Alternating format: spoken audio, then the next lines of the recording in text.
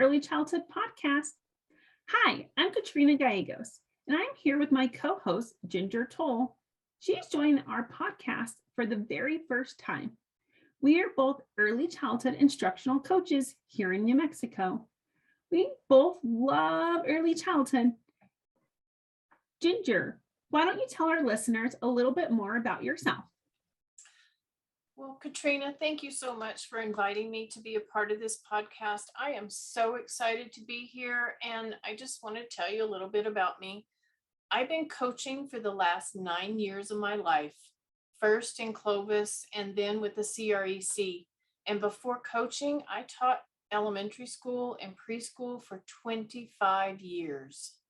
That is amazing, Ginger. So much knowledge. And I'm so excited that you were able to be here with us today to host this podcast with me. Well, and with you saying I have a bunch of knowledge, that does make me a whole lot older than you are, Katrina. Lots of wisdom is what I would say, Ginger. Lots of wisdom. Well, here's something that not many people know about me, other than being a teacher for so long and being in education.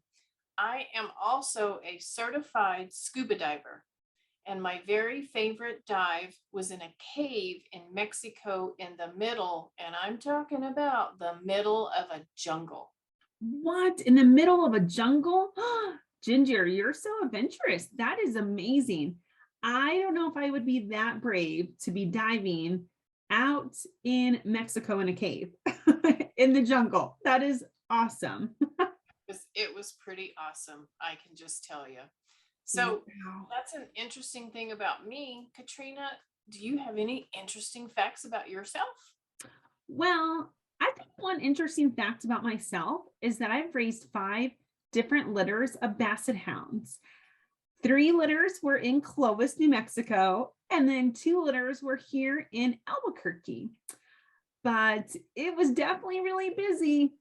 I wish I could have kept all the puppies in the world here that I had, but my husband didn't want me to keep that many puppies. So currently we only have 3. Just 3? Well, that's awesome, Katrina. I mean, can you imagine such a good Basset Hound mom? And from one dog lover to another, such a fun fact about you, Katrina. Thanks, Ginger. Well, enough about me.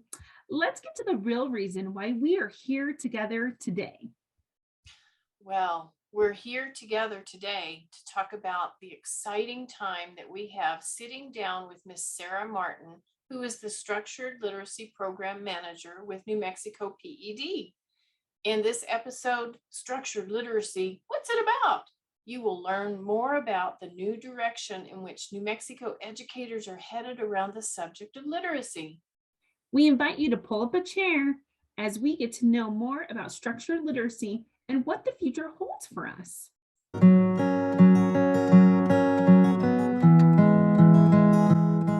So we are here with Sarah Martin, which I'm so excited to be spending this time with you.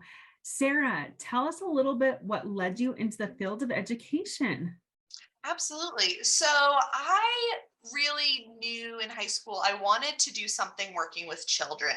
And I went through a couple different phases. First, I thought I wanted to be a pediatrician. And then I realized how much schooling went into that. And I decided, no, that wasn't for me. Then I wanted to do family law. And I went to a conference and I heard somebody speaking about it my junior year in high school. And I was like, oh my gosh, I can't do that. As one day being a parent and being in this law field that has to deal with families, and it was going to be too much. So then I actually had a job my senior year in high school working at a toy store, and the person I worked with on a few nights, she had just graduated college and it was her first year teaching. And she taught me and told me a lot about what she was doing. And I was like, wow, that sounds really incredible. And I hadn't really thought about education until then. And then I just decided that was what I wanted to do. Wow, that is really neat. What kind of led you up to the field of education. It's really neat that you said pediatrician, because I know Brenda Kofal, she was kind of thinking about the medical world as well. And so I always love to hear where like people, how they came to the field of education. But tell me, why do you have this love for literacy? It's really interesting. Thinking back, I'm not exactly sure what it was that really sparked my love of literacy, but once I started my undergrad, I had to pick a concentration because we had to have a double major, and um, I picked reading. And so I had my concentration in reading in undergrad. And I think it was just the hands-on nature of that part of teacher prep, and really getting to work with students one-on-one in small groups from very early on in college really just helped me to realize what I loved about the teaching profession. And then in my first years of teaching, I got to do a lot in K2. And again, there's just so much, and seeing the progress, especially working in high Title I and second language populations, it was so amazing to see kids who came in with little to no English language orally, and then see them flourish into readers by the end of the year. It was just incredible. So it really made me just love that part of my job. Wow, you can just definitely see, and just even hearing you talk about it makes me so like excited and happy. But think about how you supported those children, but you also help them change their life for the rest of their life, Sarah. Being that reader and that love for reading, and you probably were just such a cool teacher in the classroom. And then when you're seeing your students starting to read, but all that effort and time that you put into it, and the strategies that you use to support your students with reading.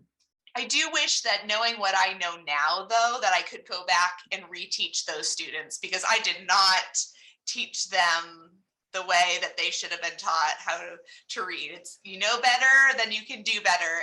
And I think back to some of those students, wow, I could have gotten them so much more solid in their foundational skills if I knew what I know now. You know what, Sarah? Okay, this is so crazy. Me and Ginger were just talking about this, that you kind of get this feeling like, oh my gosh, if we would have known that, or wait, what? Like, that's what that's called now? Oh my gosh. But you feel like, oh yeah, when we know better, we can do better. And that is really right. And, so all of your teachers, like every teacher that's out there right now listening to this podcast, be kind to yourself too for this one, because we're learning so much. The science of reading is huge. So do not think that you have to know it all at once. It takes time, I think. And just like a kid, I feel like we go through these stages too, as professionals as well. Absolutely. And Sarah, we keep hearing this thing called structured literacy. Can you tell us about structured literacy instruction and what that looks like for New Mexico teachers? Sure. So structured literacy is instruction based on all the layers of language: phonology, orthography, syntax, morphology, semantics, and that can be done in any language, which is pretty incredible.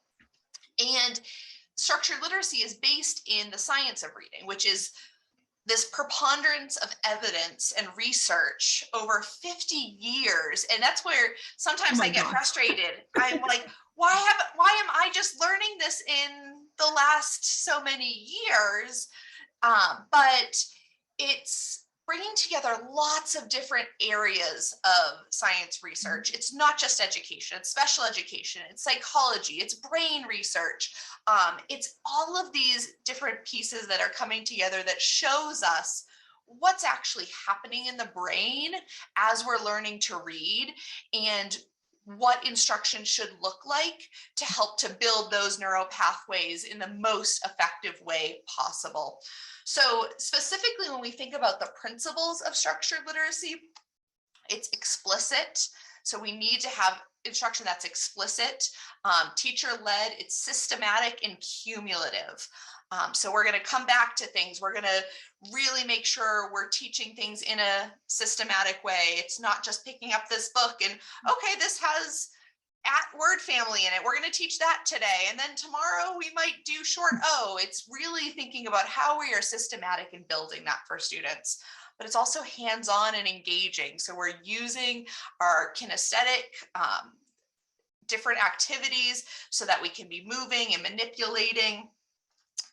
Also thinking about being diagnostic and responsive. So we're always looking at that data and seeing what students can do, what do we need to bridge the gap to the next place, and using the gradual release of responsibility to get there.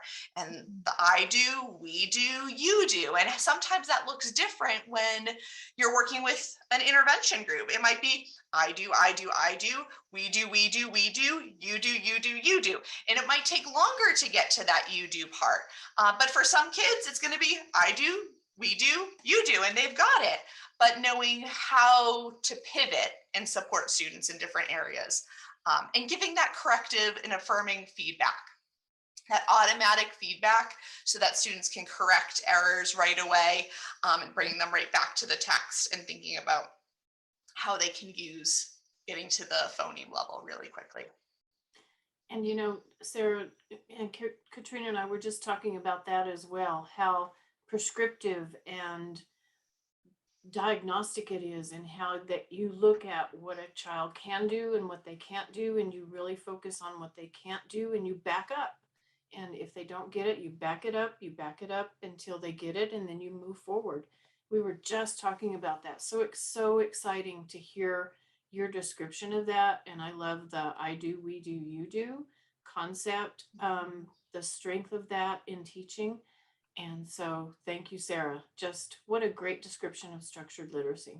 Yeah, and I think the data is so important when we're doing that, and having those progress monitoring tools that we're using so that we can figure out where those gaps are and catch them quickly. Early intervention is going to be the most effective thing for our struggling readers, and reducing that number of struggling readers by intervening early when they have some issues. Yeah, that's exciting though, just to know all the information now that we know. And this is truly what it's really about. And I feel like that this podcast is about too, is this connection. And that's what's happening right now in literacy. Everyone's coming together and connecting, and all of this information is being shared, and we're seeing what's happening in this huge movement right now for literacy. And that makes me just so proud to be here in New Mexico, a part of this transformation and supporting all of our children with literacy. Yeah, and the shift is hard. It's difficult because as educators, it's hard to say that I might have been doing something that wasn't the best. And for some educators, I was in the classroom for 11 years before I knew what I know now. And it's that shift, but also letting go of our biases and saying, okay, I am willing to try something different because it's for the kids. It has nothing to do with me as an adult. It's really to support them to grow and become proficient readers. That practice too, and it takes time, and that self-reflection, it just really reminds me of what we're doing right now too with early childhood teachers right now, is practice-based coaching. And we're having those opportunities, and teachers are getting to be able to try practices and do it better, do it differently, do it more often, try something new that they haven't tried before. And so when you use the strategy I do, we do, you do, I love how you talked about like how you really would take it, and you might be doing I do, I do, I do, I do for a while before transitioning to we do, we do, we do, and so forth until they're able to do it independently. But yeah, that teaching practice is so critical. But this is the opportunity to try new things, and like you said, pivot. It's okay to pivot right now. This is the time, and we're going to be trying things. And now that we know more, we are going to be able to do better now. Yes, absolutely. So Sarah, we need your support here. So right now here in New Mexico, we are hearing all about letters, but it is spelled LETRS. So tell us a little bit about letters, early childhood, and letters K through 3, and how they really support one another. And what are we doing with that piece of it right now in supporting children in New Mexico? Absolutely. So LETTER stands for Language Essentials for Teachers of Reading and Spelling. So it's really thinking about those essential components of our instruction that we need to include in our literacy. Um, Writing is also in there when we're thinking about spelling as well. But letters is really, it's really the gold standard when it comes to professional development in structured literacy and the science of reading. And that's why it was adopted from early childhood all the way up through it will eventually go K5 for third edition in the state. Yeah, it's so exciting because we're really investing in our teachers for this. When I get to talk to other states, I hear of teachers who are begging their principals to purchase it for them so that they can take it. And our teachers have the amazing opportunity to enroll in it and have it paid for them. So early childhood, as you guys know, it really focuses a lot on that oral language piece and the phonological awareness. And it gets into the phoneme level a little bit, but that's really where a big bulk of volume 1 is for third edition. So third edition has 2 volumes and 8 units. And it takes teachers 2 years to go through because it's an extensive training. And in volume 1, it's really focused on the word recognition pieces of Scarborough's reading rope. So it's focusing on the decoding, the phonemic awareness, phonological awareness, morphology. And then when we get into volume 2, that's where we get into the comprehension, the vocabulary, the background knowledge, writing, sentence structure, syntax, all of those pieces come in volume 2. So it really is a nice bridge. And not that I want to put more training on any teachers, but I think kindergarten teachers would really benefit from both early childhood and third edition because that oral language piece is so important in kindergarten. But that third edition has that phonemic awareness in getting to the phoneme level and teaching that systematic, the phonics lesson plan is in there, and that's crucial for kindergarten too. So kindergarten is kind of that in-between grade that really could benefit from both. But I know you guys offer some great supplemental trainings as well. Maybe we offer some of the oral language trainings just focused on that. But it really bridges nicely between the two and makes it so everyone has the solid understanding. And that's what's great about letters. It's not a curriculum. You can't pick up the manuals and say, this is what I'm going to teach from. And I love how they describe it in letters. We're not going to give a man a fish. We're going to teach a man to fish. So we're going to teach teachers what it is that is quality instruction when it comes to literacy, and so that they're smarter than their curriculum. No curriculum is perfect. There needs to be a teacher who understands it well enough to know how to make those tweaks. High quality instruction materials are so important and we need them in every classroom, but the teacher needs to know, if my student's doing this, this is what I can do to support them. And a curriculum isn't always going to get that detailed for you. So that's where letters gives you that solid foundation and all the theoretical models and understands what's happening in the brain. I never thought I'd be excited about brain research, but it's incredible what goes on in your brain and how we can actually rewire the brain by providing specific instruction. And it's just so exciting. And I think it empowers teachers to know what they're doing is working for their students. And structured literacy is beneficial for all, but essential for some students. Some students, it is absolutely essential that they have this type of instruction. So it's important that all teachers are implementing it in their classroom. Yes, and this is the opportunity, right? I mean, really, it's in New Mexico, we see that, we needed to put this emphasis on literacy. We've been talking about it for years about literacy. Now we're getting that funding where we're able to really support all teachers in New Mexico.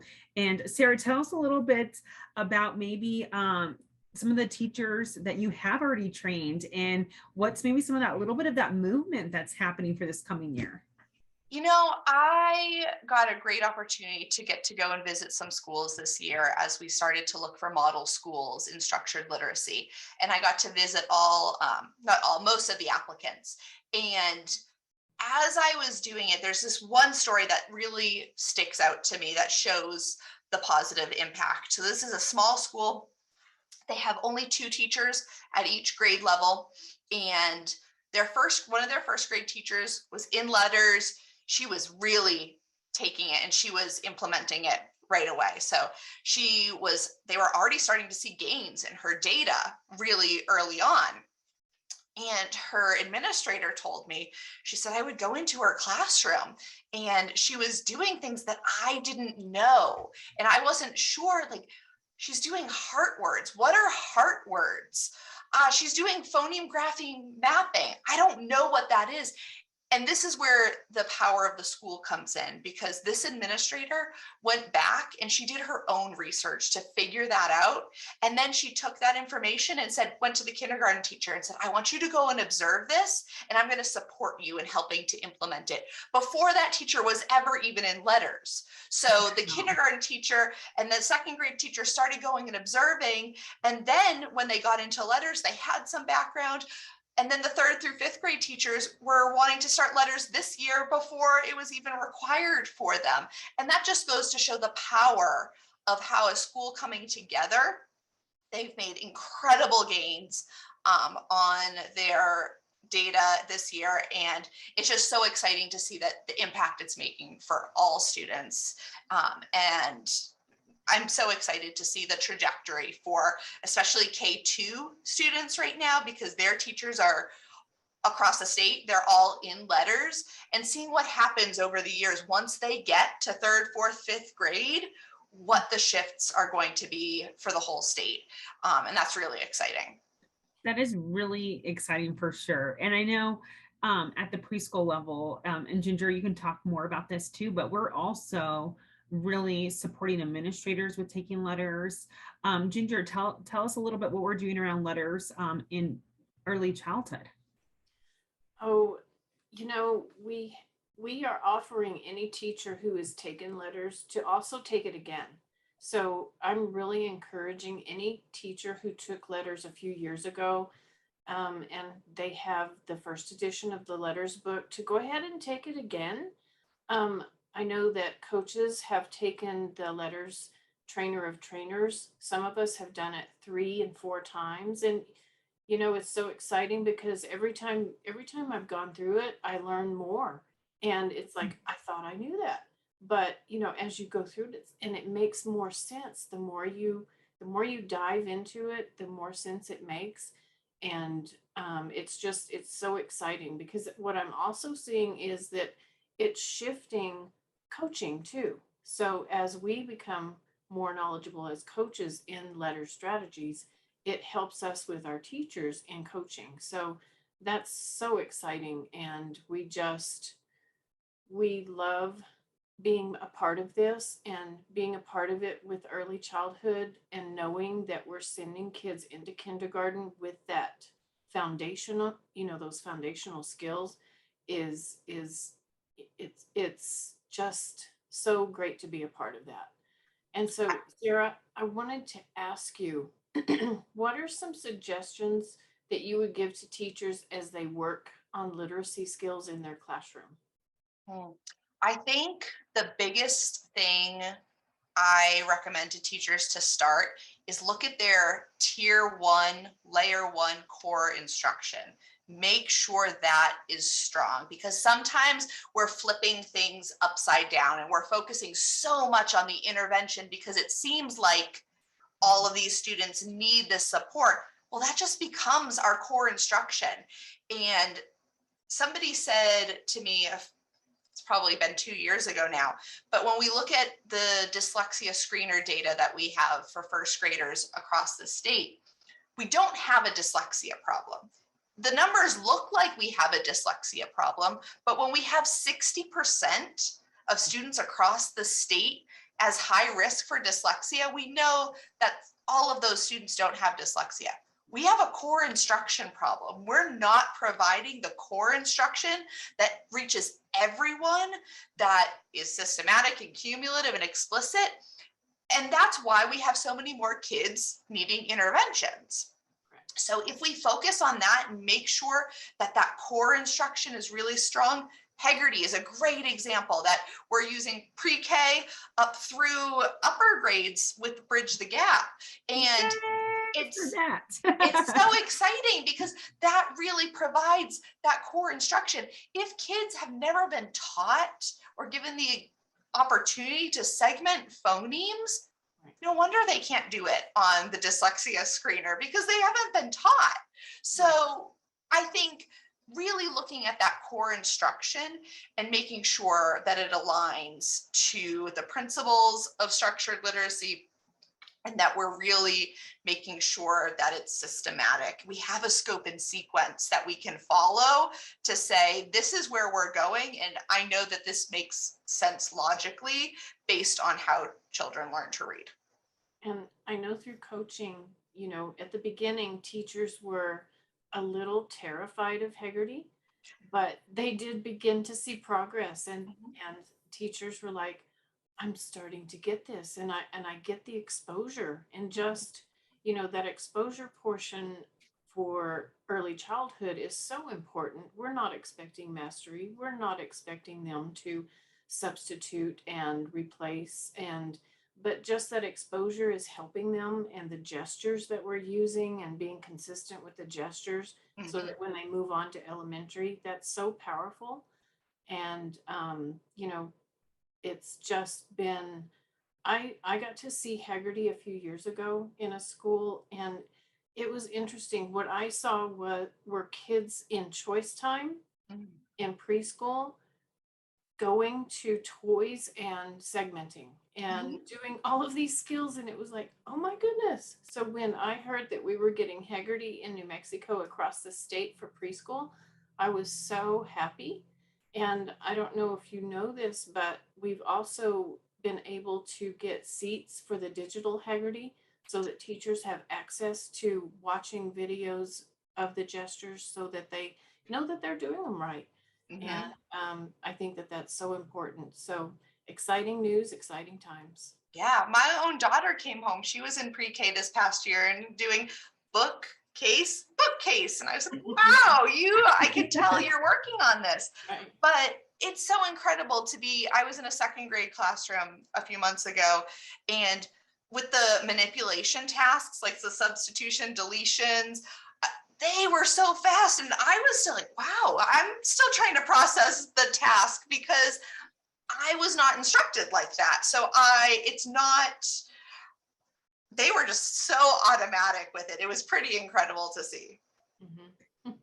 Yeah, I'm so happy for all of our children here in New Mexico right now, because this time where they're here right now, and the teachers and, you know, all the school communities, this is an exciting time. It really is. Literacy is so key. And we're going to see that difference as, you know, we're learning more about literacy and really helping this shift happen. And we're going to see it. Like you said, Sarah, you stepped into that classroom. We're like, oh my goodness, look at this. You know, I mean, we're seeing it, and there's all different levels. We're seeing it as we do more of these great things for children, right? Things that we need to be doing, but we're learning it all. And it's just an exciting time, and we're ready for it. Yes. So I couldn't be more happier through this process. Yeah. But really, Sarah, I have a question for you. And I bet all of our listeners out there, they definitely probably want to know this too. Let's say ring, ring, ring, ring, your phone rings tomorrow, and they say, Sarah, you need to step back into the classroom. And you went in to a first grade class. what would be a strategy that you would start with those students right away?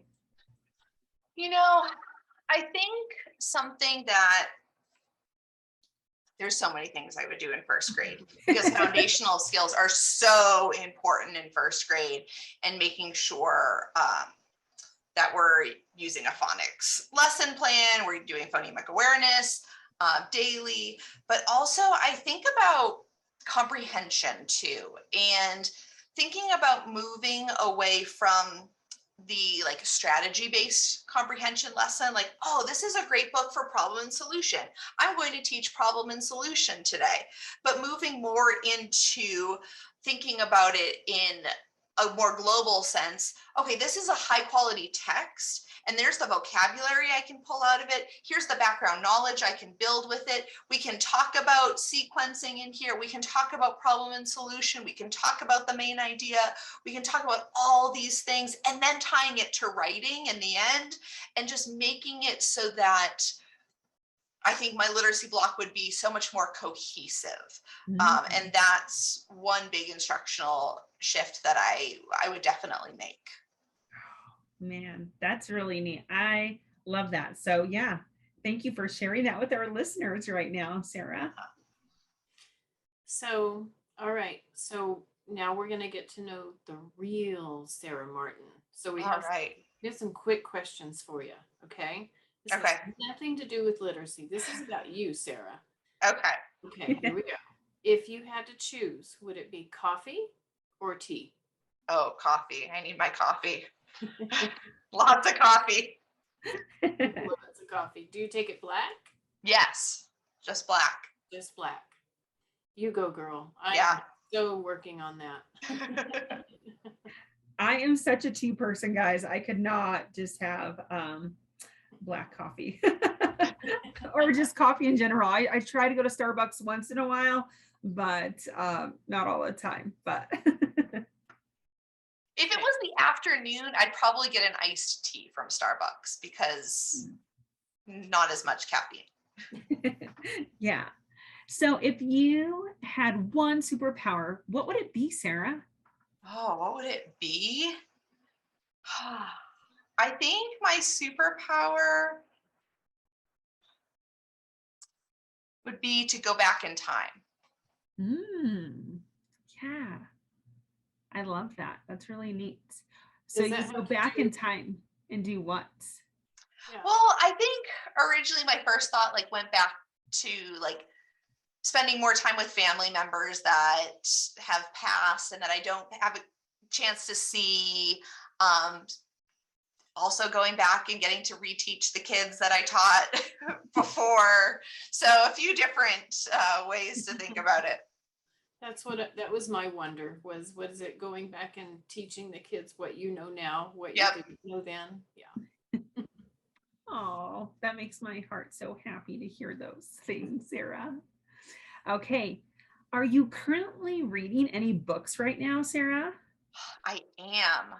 Unfortunately, not a book that, like a book for pleasure, but a workbook that I'm reading right now is student-focused coaching, because we're really focusing on getting our coaching, because any professional development is really, really important, but without that coaching and that person walking alongside you to help you implement and change your teaching practice, then a lot of times that book goes back up on the shelf. And so I've been really diving into student-focused coaching by Jan Hasbrook and Daryl Mickle to really think about how we're going to make an impact on our students in New Mexico. Oh, wow. Thanks for sharing those, Sarah. One more though. What is the book that both of your children at home ask you to read on a nightly basis, probably? Or what book is their favorite book that you read to them? Oh, so for my daughter, it's any of the Pinkalicious books. She loves all of those. And my son right now is really into trucks and cars. So it's Goodnight Construction Site is our go-to book of the moment. It used to be Brown Bear. We could recite Brown Bear brown bear on the changing table every time, but now we've moved on to trucks.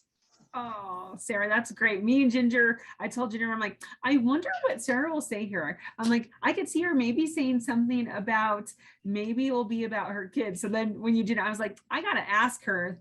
I'm like, because everyone wants to know probably, if Sarah has kids, which she does have kids, what are those books that her kids would love that she reads Yes. them often. Yes. We love books. That's love so books. good. So, Sarah, thank you so much for allowing us to take part of your day and getting to know you even better, even though we know you pretty well.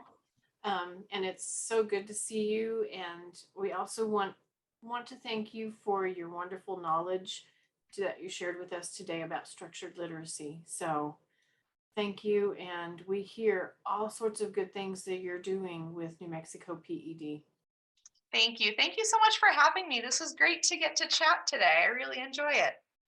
Yes, it was so nice. Sarah, well, we'll see you soon. And thank you so much. Ginger, wasn't that so much fun getting to sit down with Sarah Martin and talk all about structured literacy here in New Mexico? Oh my goodness. When you talk to Sarah, you realize that she is the queen of literacy, and getting to spend some time with her and hearing her vast knowledge about structured literacy and letters and the beautiful journey that we're taking here in the state of New Mexico is just such an honor. And I just really appreciated the time that we got to spend with her, and love Sarah. I can't wait until next time. Hope you guys enjoyed. Tune in next time.